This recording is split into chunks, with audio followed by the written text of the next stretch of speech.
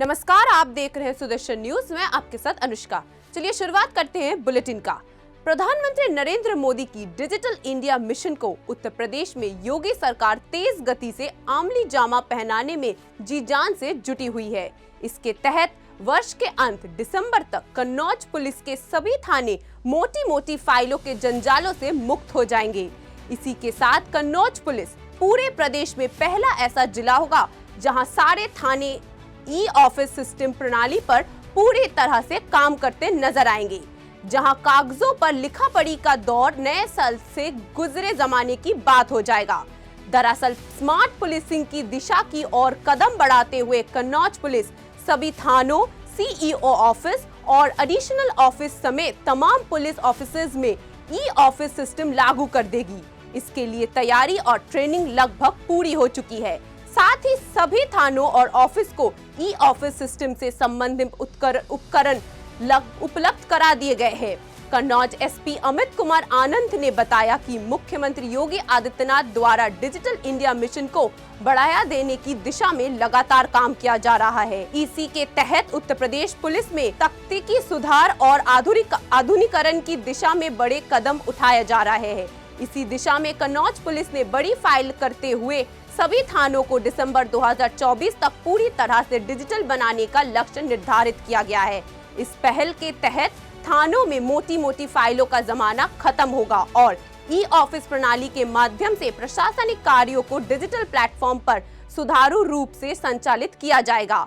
इसी के तहत कन्नौज उत्तर प्रदेश का पहला ऐसा जिला बन जाएगा। पिछले वर्ष 11 नवंबर 2023 को जनपद कन्नौज में ई ऑफिस का शुभारंभ किया गया था। इसमें हेड क्लर्क और अकाउंट सेक्शन से इसे स्टार्ट किया था और इसे लगभग 1 वर्ष से सक्सेसफुली इसको रन किया जा रहा है। अब इसे पूरे जनपद में इसको इम्प्लीमेंट किया जाने की प्लानिंग की गई है। इससे हमारा पूरा जनपद ई ऑफिस पे आ जाएगा। जो भी फाइल ओपन क्लोज और उसका मूवमेंट है वो इलेक्ट्रॉनिक फॉर्म में हो जाएगा। जो पेपर मूवमेंट है वो कम हो जाएगा। इससे हमारी वर्किंग और बेहतर हो जाएगी, एफिशिएंसी बढ़ेगी, सिंप्लीफाइड हो जाएगी और जो हमारे कार्य है वो मोर अकाउंटेबल होगा, ट्रांसपेरेंसी इससे बेहतर होगी। अल्टीमेटली हमारे जो पुलिस कार्य है उसमें इम्प्रूवमेंट आएगा और जिस जनता के लिए हम लोग कार्य कर रहे हैं कार्य में इम्प्रूवमेंट से उनको अल्टीमेटली बेनिफिट मिलेगा। टारगेट यह है कि इस वर्ष के अंत तक ई ऑफिस को पूर्ण रूप से पूरे जनपद में इम्प्लीमेंट कर लिया जाए, जिसके लिए डिजिटल इंफ्रास्ट्रक्चर को भी अपग्रेड किया जा रहा है।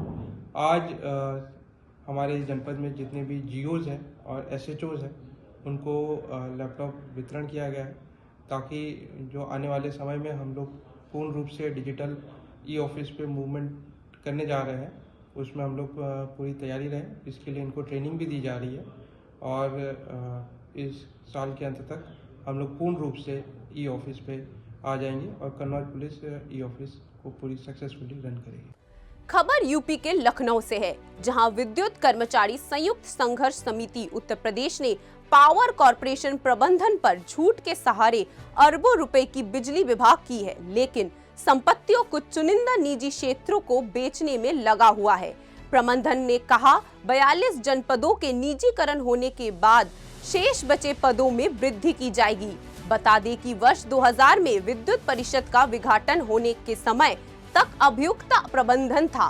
विद्युत परिषद बनने के बाद 41 वर्षों में 77,000 करोड़ रुपए का घाटा था। आईईएस प्रबंधन के रहते 24 वर्षों में 10,000 करोड़ रुपए का घाटा पहुंच गया। घाटे की जिम्मेदारी प्रबंधन की होती है, किंतु प्रबंधन कर्मचारियों पर घाटा बताकर अरबों की संपत्ति बेचे जा रहा है। वहीं पूर्वांचल और दक्षिण अंचल डिस्कम को बेचा जा रहा है, जिस पर लगभग 66,000 करोड़ रुपए बकाया है, जो निजीकरण के बाद 66,000 करोड़ रुपया निजी कंपनी की जेब में चला जाएगा। पावर कॉर्पोरेशन प्रबंधन की मिलीभगत से ऐसा किया जा रहा है। इस पावर कॉर्पोरेशन पे आज 1,10,000 करोड़ रुपए का जो आंकड़े बता रहे हैं वो बकाया है, लेकिन कुछ आंकड़े ये भी बता रहे हैं कि 1,15,000 करोड़ रुपए अगर बकाया है, अगर वो वसूल लिया जाए तो 5800 मतलब 5,800 करोड़ लगभग 6,000 करोड़ क्या फायदे में रहेंगे। मैं वही बता रहा हूँ, तो इसको घाटा नहीं कहते। यह हमारा एरियर है और एरियर वसूलने के लिए नीति प्रबंधन को बनानी है। जब ऑपरेशन उजाला हमने चलाया था 2020 में, तो 2 दिन हमने ऑपरेशन उजाला चलाया और 2 दिन के बाद ही उसको हस्तक्षेप करके रुकवा दिया गया, क्योंकि ऑपरेशन उजाला में यही था कि बिजली काटो। हमारे लोग बिजली काटने के लिए तुरंत तैयार हो गए थे। यह प्रबंधन के कारण से हो रहा, उनका कुप्रबंधन है, यह उसका परिणाम है और इनकी मिली भगत है प्राइवेट कंपनियों के साथ। यह 66,000 करोड़ रुपए, जैसे टोरेंट से 2200 करोड़ रुपए का रेवेन्यू पे एरियर आज तक नहीं ले पाए, टोरेंट की जेब में चला गया। ऐसे ही कल को अगर निजीकरण होता है तो ये 66,000 करोड़ रुपया प्राइवेट कंपनियों की जेब में चला जाएगा। इस पर मिली भगत है, साठगांठ है प्रबंधन की, ये मतलब। से उड़ीसा में भी निजीकरण हुआ है और टोरंटो कंपनी आगरा की जो है वो भी निजीकरण में चल रही है, वो भी कोई बहुत बड़े फायदे में नहीं है। तो अगर ये दक्षिणांचल और पूर्वांचल निजीकरण में जा रहा है, जैसा कि आप लोग विरोध कर रहे हैं, तो क्या ये स्थितियाँ ठीक रहेंगी? बिल्कुल नहीं ठीक रहेंगी। उपभोक्ताओं के लिए तो सबसे बड़ी कठिनाई है। दिल्ली में यही टाटा कंपनी, जिसके गुणगान ये लोग कर रहे हैं, उसमें डोमेस्टिक पावर का रेट है 17 रुपये 71 पैसे। 18 रुपये की बिजली वहाँ दिल्ली में बिक रही है, मुंबई में। तो मुंबई में जो कंपनी 18 रुपये की बिजली बेच रही है उपभोक्ताओं को इस परिस्थिति के लिए उत्तर प्रदेश में भी तैयार होना होगा। वो जो विभाग से छूट मिलती है, जैसे ट्यूबवेल किसानों को छूट दे दी, OTS में दे दी, तो क्या ये पैसा सरप्लस नहीं जाता है? देखिए, मैं एक बात स्पष्ट कर दूं, घाटे के आंकड़े बिल्कुल झूठे हैं, गुमराह करने वाले हैं। जो वो कह रहे हैं सरकार को पैसा देना पड़ रहा है, सरकार को 22,000 करोड़ रुपए सब्सिडी का पैसा देना पड़ता है। तो मेरा बहुत विनम्रतापूर्वक ये प्रश्न है कि निजीकरण के बाद उन क्षेत्रों में क्या किसानों को मुफ्त बिजली नहीं मिलेगी? और अगर मिलेगी तो उसकी सब्सिडी का पैसा क्या सरकार नहीं देगी? उड़ीसा में निजीकरण है, उड़ीसा में 1 अप्रैल पूरे साल का एडवांस पैसा सरकार को, टाटा को देना पड़ता है। तो प्राइवेट कंपनी को जो पैसा देना पड़ेगा तब सरकार को दिक्कत नहीं है। आज सरकारी कंपनी को तो देना पड़ रहा है, क्योंकि यह सरकार की नीति है सब्सिडी देना। सरकारी विभागों पर 25,000 करोड़ रुपए का बकाया है। प्राइवेट कंपनी आएगी तो उसको तो आप तुरंत वो पैसा दे देंगे, हमको क्यों नहीं दे रहा है? इसलिए मैं कह रहा हूँ कोई घाटा नहीं है, यह केवल झूठे आंकड़े इकट्ठे किए गए हैं और निजी कंपनी से मिली भगत है, इसलिए ये सब। प्रदेश पावर कॉरपोरेशन में आजकल बड़ी ज़बरदस्त उठापटक मची हुई है निजीकरण को लेकर के। उत्तर प्रदेश पावर कॉरपोरेशन के 2 डिस्कॉम दक्षिणांचल और पूर्वांचल को निजीकरण में सौंपा जा रहा है, जिसके विरोध में अभियंता संघ का पूरा एक घटक दल सब साथ मिल करके इस पर धरना प्रदर्शन, विरोध सभाएं कर रहे हैं। अब देखना ये है कि उत्तर प्रदेश पावर कॉरपोरेशन का निजीकरण होता है या नहीं होता है, उस पर उच्च अधिकारी संज्ञान लेते हैं या नहीं लेते हैं। जिस तरह से 1,10,000 करोड़ रुपए का बकाया दिखाया जा रहा है उपभोक्ताओं पर, अगर ये वसूली कर ली जाए, जो आंकड़े बता रहे हैं उस पर 5 बेड का हाल क्या है ये किसी से छुपा नहीं हुआ है। आगरा में देखा जा सकता है, उड़ीसा में देखा जा सकता है किस तरीके से निजीकरण में की स्थिति में आज की क्या स्थितियां बनी हुई हैं और कल की क्या स्थितियां बनेंगी। क्या यहाँ के कर्मचारियों का भविष्य सुरक्षित रहेगा? क्या ये अपनी बात उच्च अधिकारियों से मनवा पाएंगे? ये बहुत ही गंभीर विषय। कर्मचारी नेता हमारे साथ में हैं, इनसे बात करते हैं, जानते हैं कि क्या इस प्रक्रिया रहेगी और क्या चीज़ें हैं। रवि शर्मा, सुदर्शन न्यूज़, लखनऊ। खबर यूपी के फारुखाबाद से है। यूपी की फारुखाबाद में जेल अधीक्षक ने अनोखी पहल की है, जहां ठंड के चलते अब गोवंश की मौत नहीं होगी, वहीं कैदियों ने काऊ कोट बनाया है। जिला जेल अधीक्षक भीम से मुकुंद ने नई पहल की है। बता दें कि करोड़ों से अधिक की कैदियों ने आय की है। बंदी सुधार गृह की अवधारणा पर विकसित किए जाने से एक कदम आगे बढ़कर फर्रुखाबाद जिला जेल बंदी पुनर्वास प्रशिक्षण केंद्र बन चुकी है। यहाँ पर बंदियों के लिए कौशल विकास केंद्र आयोजित होते हैं। बंदियों के लिए LED बल्ब बनाने से लेकर बेकरी आयोजक तक हाथ आजमाने के अवसर उपलब्ध है। इसके लिए यहाँ बाकायदा आधुनिक बेकरी संचालित है। जेल की पाठशाला पहले ही ISO 9001 का तमगा हासिल कर चुकी है। यहाँ पर बंदी किसी प्रोफेशनल शेफ से अंदाज में पाक कला का अभ्यास कराते हैं। वहीं बंदी इन कामों में सीखकर लाखपति बन रहे हैं। जेल मॉड्यूल की परिधि में रखकर जेल में बंदियों का उनका अतीत से पीछा छुड़ाकर उसमें सुधार की प्रवृत्ति बनाया देते अवधारणा पर जोड़ दिया जाता है। हालांकि जेल से बाहर निकलने पर बंदियों के सामने रोजी रोटी के लिए कोई बेहतर विकल्प नहीं होने से ये फिर अपराध की राह पर चल निकलते हैं और इसी के माध्यम में नजर आते हैं। फतेहगढ़ जिले कराबर में बंदियों के व्यावसायिक कौशल परीक्षण किया जा रहा है, जिसके माध्यम से केंद्र कैदी नए हुनर सीख रहे हैं और अपनी क्षमता का प्रयोग कर विभिन्न उत्पाद भी तैयार कर रहे हैं।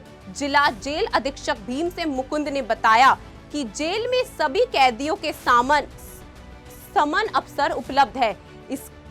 इसके अतिरिक्त सभी कैदियों को इनके कौशल और अभिरुचि के अनुसार प्रशिक्षण दिया जाता है ताकि वो रिहा होने के बाद समाज में सकारात्मक मुक्त भूमिका निभा सके। जेल के पुराने फटे कंबल से गोवंश के लिए बंदियों द्वारा काउकोट बनाने का काम उन्होंने कौशाम्बी जेल से शुरू किया था।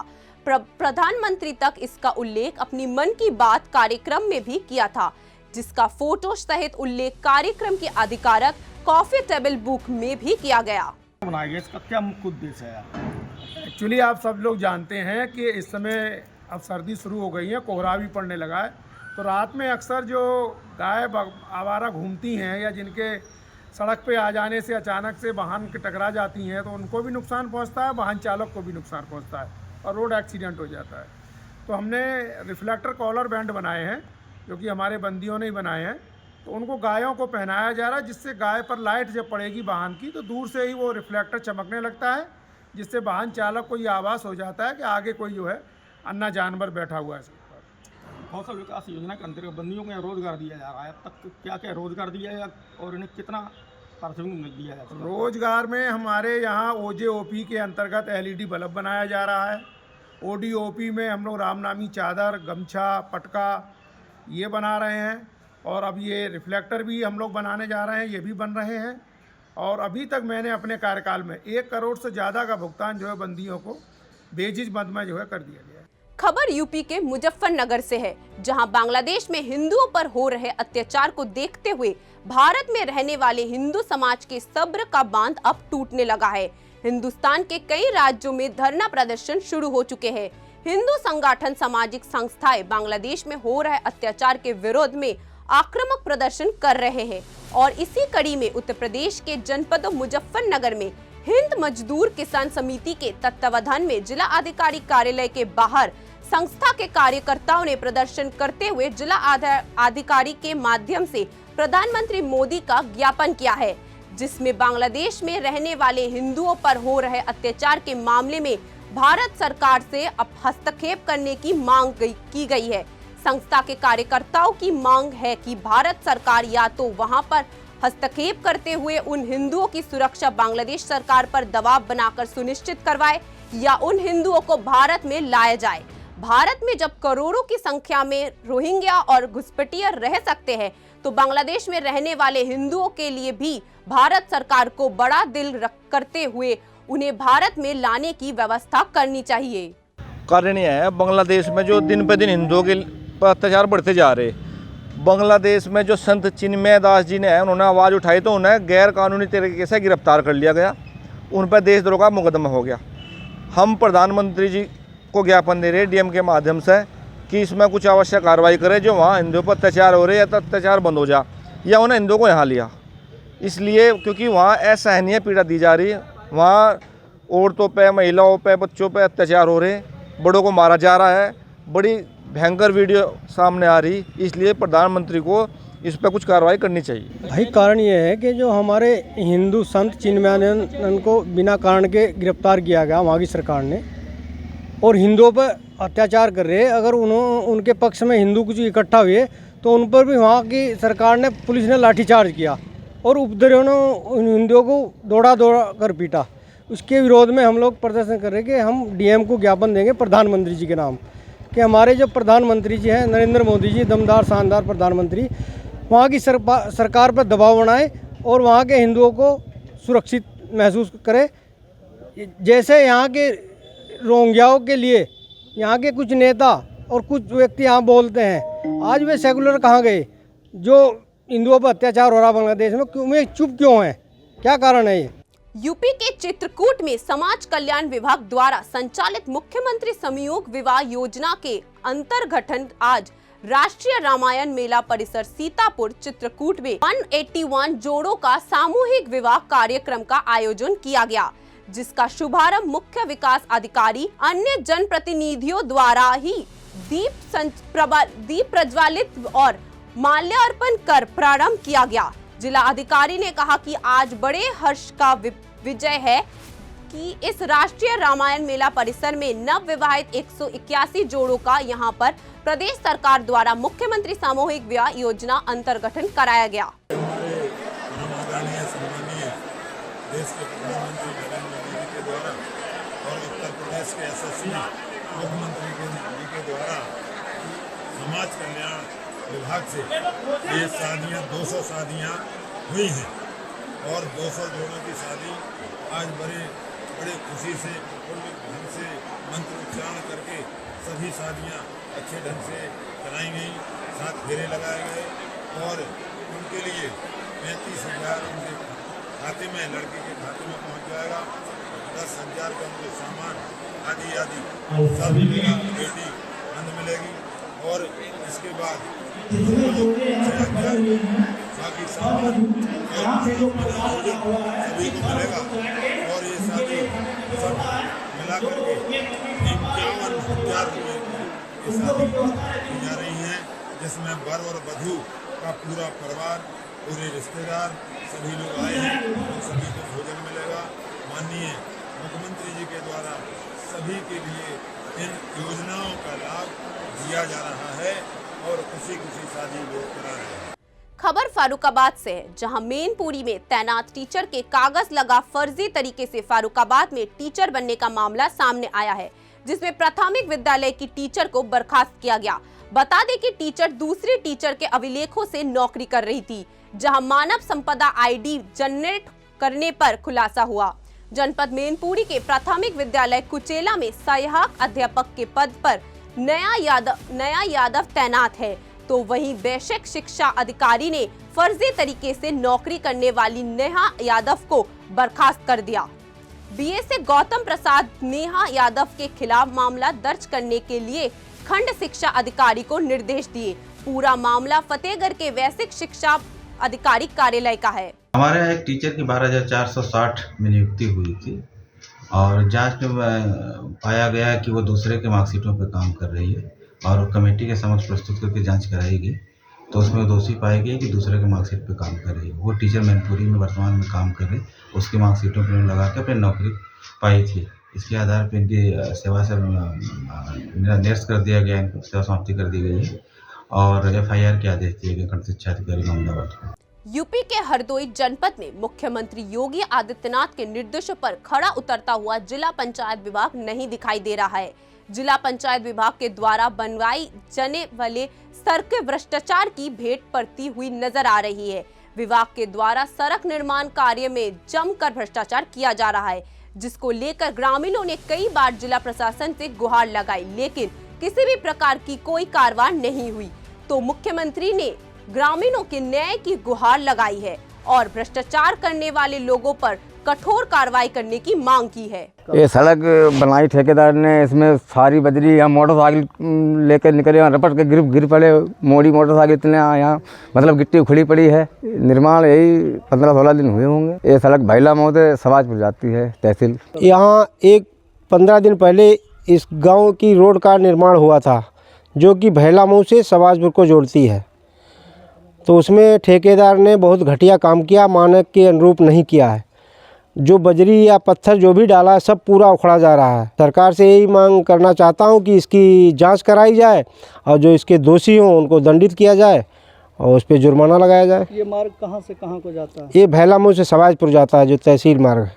यूपी के मेनपुरी में ठगी करने वाले गिरोह का पुलिस ने खुलासा कर दिया। बता दें कि साइबर सेल पुलिस ने खुलासा किया और 2 ठगी करने वाले 2 लोग गिरफ्तार किए गए। साथ ही ऑनलाइन ट्रेडिंग के माध्यम व्हाट्सएप और टेलीग्राम से ठगी करते थे। पकड़े गए अभियुक्तों को पास ही 45,000 रुपए, 3 अदद मोबाइल बरामद किए गए। मामले में आगे की कार्रवाई जारी है। देखिए, ये भोगांव के रहने वाले अभिषेक शाक हैं। इन्होंने एक कंप्लेन की थी कि उनसे ऑनलाइन व्हाट्सएप और टेलीग्राम के माध्यम से इन्वेस्टमेंट करा करके 16 लाख रुपए की ठगी कर ली गई है, जिसमें हमारे साइबर थाने में भारतीय न्याय संहिता की और आईटी एक्ट की सुसंगत धाराओं में अभियोग पंजीकृत किया गया था, जिसमें हमारी साइबर टीम ने लग करके इसका अनावरण करते हुए जो तकनीकी विश्लेषण है, जो प्रपत्र प्राप्त हुए हैं, उनसे इसका अनावरण किया है। इसमें 2 लोगों की गिरफ्तारी की गई है। एक इसमें आयुष्मान है, जो लखनऊ का रहने वाला है, विकास नगर का, और दूसरा एक देवरिया का रहने वाला है, योगेश यादव। इन दोनों को गिरफ्तार किया गया है और इनके कब्जे से 45,000 रुपए नगद, 3 मोबाइल, इसमें से एक ऐसा मोबाइल है जिससे पूरा इन्होंने चीटिंग की थी। ये पूरे उसकी ये इनकी जो मॉडस ऑपरेंडी है वो ठगी करके पहले झांसा देते हैं इन्वेस्टमेंट के नाम पर, और जो हायर करते हैं अकाउंट लोगों के थोड़े-थोड़े पैसे में लालच दे करके। तो कई इन्होंने अकाउंट हायर किए थे, फिर उस अकाउंट का एक्सेस ये लोग अपने मोबाइल पे ले लेते हैं, तो उससे ऑनलाइन परचेसिंग भी कर लेते हैं और एटीएम भी प्राप्त कर लेते हैं, तो पूरा एक्सेस लेकर के ये लोग पैसा निकालते हैं। तो इसमें जो तकनीकी सारी चीज़ों का विश्लेषण करने के बाद इन पे पूरा आरोप सिद्ध पाया गया है, तो इनको गिरफ्तार किया गया है और इनको जेल भेजा जा रहा है। इसमें एक और आरोपी है जो अभी इसका सरगना बताया जा रहा है, जिसकी अभी गिरफ्तारी शेष है, और इसमें 90,000 रुपए पहले भी फ्रीज कराया जा चुका है, 25,000 रुपए इनका रिफंड कराया जा चुका है और 45,000 रुपए इनके कब्जे से बरामद हुआ है। आरोपी उम्र क्या होगी? ये अभी नई उम्र के हैं, अभी पढ़ने के बाद बस इसी तरह की चीटिंग का काम कर रहे हैं।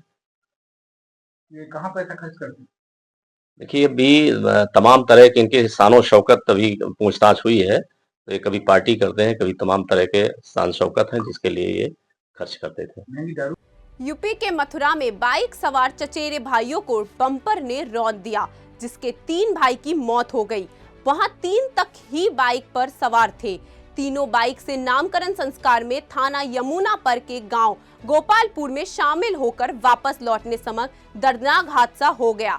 वहीं इस दुर्घटना से परिजनों में कोहराम मच गया है। पूरी घटना थाना बलदेव क्षेत्र के बलदेव सवादत रोड पर कोल्ड स्टोर के सामने की बताई जा रही है। अपनी भतीजी के यहाँ छोचकले गए थे गोपालपुर, वहाँ से वो रात के करीब 11 बजे लौटे। 11 बजे लौटे तो वहाँ एक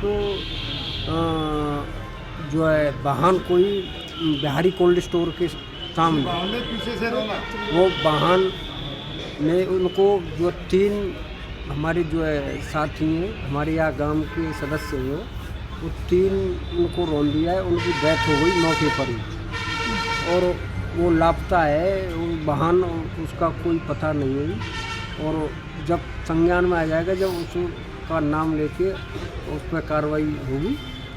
और जो डेथ हुई है उनकी जो है एक नारायण सिंह पुत्र श्री प्रथम सिंह और थान सिंह पुत्र श्री नवाब सिंह और महेंद्र सिंह पुत्र श्री मलखान सिंह, इनकी डेथ हो गई है। और आपसे यही निवेदन है, इनके बच्चों के लिए कुछ सहायता मिले तो बहुत बढ़िया, क्योंकि उनका तो हो ही गया होना है। और यूपी के बिजनौर के थाना हल्दोर क्षेत्र के कुंडा भागने गांव में सनसनीखेज मामला सामने आया है, जहां 8 दिन से लापता व्यक्ति का शव गांव के तालाब में मिला है। परिजनों ने पहले ही पुलिस में शिकायत दर्ज करवाई थी। घटना से परिवार में कोहराम मच गया है। पुलिस मौके पर पहुंची है और मामले की जांच पड़ताल में जुट गई है। पूरा मामला 8 दिन पहले 23 तारीख की शाम को इन्हें उठा लिया था गांव में से, और गांव में से उठा के इनका पता नहीं चला। पुलिस में रिपोर्ट भी दर्ज कराई गुमशुदगी की, उसके बाद भी इनका पूरा पता नहीं चला। और फिर हमने एक जोड़ा था गांव के पास ही धर्मशाला, उसके पीछे वो जोड़ा हमने साफ कराया। साफ किया, उसमें पानी छिंचवाया। 3 दिन से पानी ट्राली रखी हुई थी, उसमें पानी चल रहा था। तो आज सुबह इनकी लाश वहाँ मिली हमें, ऊपर लाश भी नीचे मिली। भाई ऐसा होता है, एक तो ऐसा होता है कि लाश 8 दिन से डाल दी तो वो फूल के ऊपर आ जाती है, लेकिन वो लाश बिल्कुल ऊपर नहीं थी, वो बिल्कुल पानी में ही थी। ना कुछ बंधा हुआ था उसमें, ना किसी प्रकार का कुछ था, तो वो नीचे ही ऐसी बंधी हुई थी। वो पानी के माध्यम से ही पता चली। जब पानी कम हुआ तभी देखी वो, तभी फिर मौके पर पुलिस। लाश को बांध के डाला गया? बांध के नहीं डाला था, बांध के लाश अगर 8 दिन पहले अगर डालते लाश तो वो तो पुल के ऊपर आ जाती नहीं आ जाती।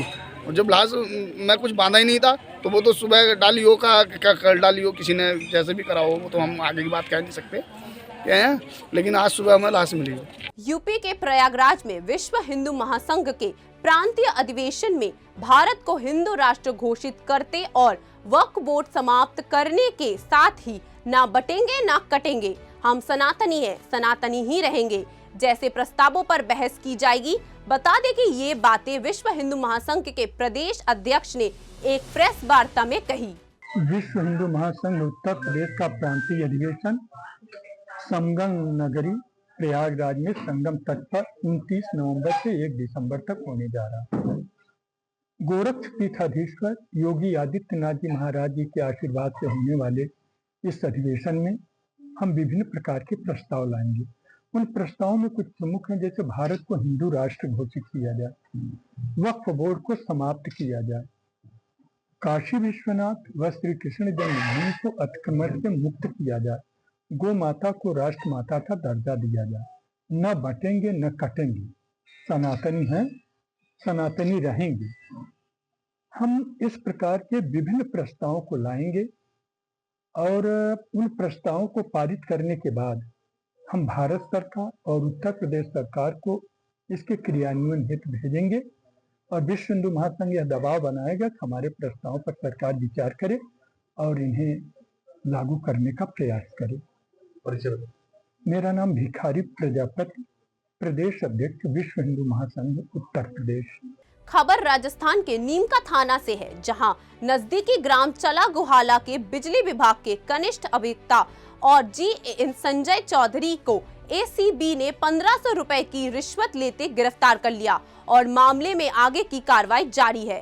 तो हमें परिवादी ने शिकायत दी थी कि उसके घर के मीटर जो जल गया था उसको बदलवाने की रिपोर्ट करने की एवज में गुहाला जीएन संजय चौधरी उनसे उस पर रिपोर्ट करने के बदले 1500 रुपये की रिश्वत मांग रहे हैं। इस पर हमने हमारे पुलिस निरीक्षक श्री सुभाष जी मील के नेतृत्व में शिकायत का सत्यापन करवाया, तो हमारा रिश्वत का सत्यापन दिनांक 26 को हुआ और उसी क्रम में हमने आज कार्रवाई करते हुए संजय चौधरी को 1500 रुपये हमारे परिवादी से प्राप्त करते हुए रंगे हाथों ट्रेप किया। मध्य प्रदेश के धार में बहुचर्चित बीजेपी नेता श्याम नायक के भाई राम नायक पर गोली चलाने के मामले में पुलिस ने मुख्य आरोपी और उसके साथी को शॉट एनकाउंटर कर गिरफ्तार कर लिया है। बताया जा रहा है कि पुलिस को मुखबिर से सूचना मिली थी कि 302 के मामले में इसको सजा याफ्ता भी था, ये सजा काट के जेल से आया था और जिस तरह से इन्हें दिन दहाड़े में धार सब्जी मंडी के बीच में घोड़ा चौपाटी के बीच फायर करके घायल किया था, पूरी कानून व्यवस्था को इसने धत्ता बता दिया था। हमने तत्काल एसआईटी गठित किया, हमने 10,000 रुपये इनाम इस पे किया, हमने विभिन्न टीमें गठित करी और जब से घटना के बाद हमारी पूरी टीम इसको पकड़ने में बहुत ही तत्परता से लगी थी। आज हम लोग को पता चला कि नागदा छोटा नागदा तरफ से भागता हुआ अन्ना अपने मित्र राहुल के साथ, जो मोन शूटर था, धार तरफ आ रहा है छुपने छापने के लिए या कोर्ट में वकील से सलाह करने के लिए। तत्काल हमारी पूरी टीम इनको पीछा करना शुरू किया। साइबर का जो प्रशांत गुंजाल है उसकी पूरी टीम ने इसकी लगातार फॉलोअप लिया और पीछा करते रहे।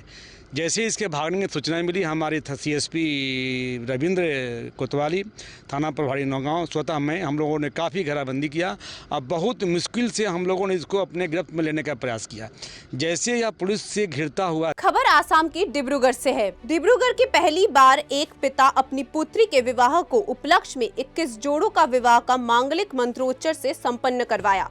सामाजिक संस्था धर्मो जागरण समन्वय की उत्तर आसाम प्रांत समिति ने शनिवार को डिब्रूगढ़ स्थित श्री अग्रसेन मिलन मंदिर में आदिवादी 21 जोड़ों को हिंदू धार्मिक अनुष्ठान के साथ विवाह सूत्र में बांधा। इस सामूहिक विवाह के आयोजन में डिब्रूगढ़ के समाज सेवी सुधीर केजरीवाल व उनकी परिवार ने सहयोगिता प्रदान की। सुधीर केजरीवाल की बेटी की शादी के उपलक्ष्य में इस सामूहिक विवाह का आयोजन किया गया। सामूहिक विवाह कार्यक्रम का शुभारंभ डिब्रूगढ़ नगर निगम के मेयर डॉक्टर सकेत पात्र ने भगवान गणेश की मूर्ति के समक्ष दीप प्रज्वलित कर दिया। सुधीर केजरीवाल ने सामूहिक विवाह को आयोजन पर सुखी व्यक्त करता हुआ कहा कि 1 साल पहले जब बेटी की शादी तय हुई थी उसी समय उनके मन में इस प्रकार के आयोजन की भावना उत्पन्न हुई। इसी दौरान धर्म जागरण समन्वय नायक संस्था से बातचीत हुई और बेटी की शादी के उपलक्ष्य में इस सामूहिक विवाह का आयोजन किया गया। संबंध शादी विवाह में लोग बहुत खर्च करते हैं, लेकिन आर्थिक रूप से बहुत से लोग विविधित शादी से वंचित रह जाते हैं। इसलिए उन्होंने आज इस कार्यक्रम का हिस्सा बनकर काफी खुशी हो रही है। देखिए, ऐसा है कि 1 साल पहले बेटी का सगाई संपन्न हुआ था और तारीख निकल चुकी थी 1 साल पहले। तो योगेश जी शास्त्री हमारे धर्म जागरण समन्वय समिति के प्रांत के जिनका दायित्व है, उन्होंने मुझसे 1 साल पहले आग्रह किया कि भाई ऐसा हमारे समाज में बहुत से ऐसे परिवार है, सनातनी परिवार है, जिनको पैसे के अभाव में वो कई वर्ष तक शादी नहीं कर पाते और उनके कारण उनको कई तरह की परेशानियाँ आती है। तो क्या आप कुछ शादियाँ, बच्ची की शादी में खर्च तो होगा, तो क्या 21 जोड़े का शादी का भी शादी के उपलक्ष्य में करा सकते हैं क्या? उनका आग्रह मिलते ही मुझे लगा कि ये ईश्वर की आज्ञा है, ईश्वर ने मुझे इस पुण्य कार्य के लिए आगे बढ़ाया। तो एकदम इंस्टेंटली मैंने उनको कहा कि एकदम ठीक है, होगा, और उसी को लेते हुए संकल्प लिया है कि बेटी की शादी होने के कुछ दिनों में ही 21 जोड़ों का शादी हम संपन्न करवाएंगे। और आज भगवान के आशीर्वाद से ये काम संपूर्ण हो रहा है। मैं इसके लिए योगेश जी शास्त्री को, धर्म जागरण समन्वय समिति उत्तर प्रांत आसाम को बहुत बहुत धन्यवाद देना चाहता हूं कि उन्होंने मुझे ये शुभ कार्य के लिए मौका दिया और भगवान ने मुझे इसके लिए एक साक्षी बनाया। देखिए, आज हम यहाँ देख रहे हैं, आजकल ऐसा एक ट्रेंड चला है कि हम लोग लड़के लड़कियों की शादी में करोड़ों का खर्चा करते हैं, बट वो सिर्फ अपनी मस्ती के लिए होता है। यहाँ में अब डिब्रूगढ़ के इतिहास में पहली बार हम ऐसा देख रहे हैं कि श्री सुधीर जी केजरीवाल एवं श्रीमती आशा देवी केजरीवाल ने अपनी सुपुत्री दृष्टि के उमंग के संग शादी होने के उपलक्ष्य में 21 अंडर प्रिविलेज जोड़ों की शादियाँ करवाई है, जो अपने आप में एक अनूठी मिसाल है तथा समाज इससे प्रेरणा लेगा। 17,000 से भी ज़्यादा अभी विवाह संपन्न हुआ है। हम समाज व्यवस्था में जब जाते हैं तो देखते हैं कि लड़के लड़कियों को माँ पिताजी देते हैं, किंतु आर्थिक दुर्बलता सबसे बड़ी कमजोरी है। एक शादी कराने में लाखों रुपया खर्चा होता है, तो इसीलिए वो वंचित होते हैं। जिसके विवाह नहीं होता है वो समाज से वंचित रहता है। फिलहाल के लिए बस इतना ही। देश और दुनिया की तमाम खबरें देखने के लिए देखते रहिए सुदर्शन न्यूज। जय हिंद।